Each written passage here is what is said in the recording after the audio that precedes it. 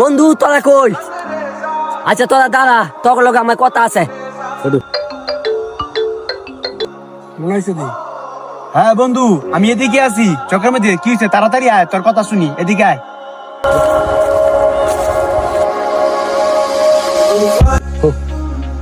রে বন্ধু, আমরা তুই হাবা জাজত কে লেগিয়া?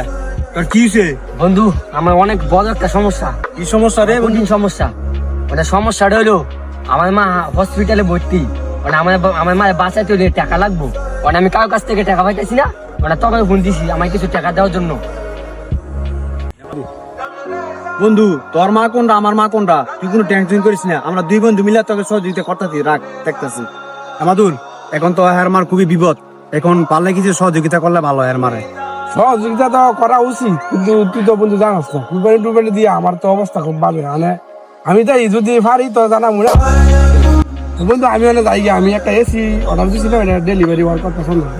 তো আমি জায়গা তোরা দেখ কিছু ব্যবস্থা করছে। ভাই টেনশন করিস না, আছে আমরা ঘরে দেওয়া সাক্ষাৎ তুলুন। হ্যাঁ আসি ঠিক আছে। দিয়া দিমুর গাছে ধরে চাইলো আর আমি দিয়ে দিলাম, খাইয়া কাম না। বন্ধু, তুই মন খারাপ করছ কে লেগিয়া? টেনশন করিস না। এক বন্ধু কাছে দেখে কিছে, তোর এই বন্ধু আছে না? নে ধর, মার চিকিৎসা করবি, ধর। বন্ধু যে দিছ তাই কিছু হলে ভালো হইতো। বন্ধু, আমার কাছে তার টাকা নাই।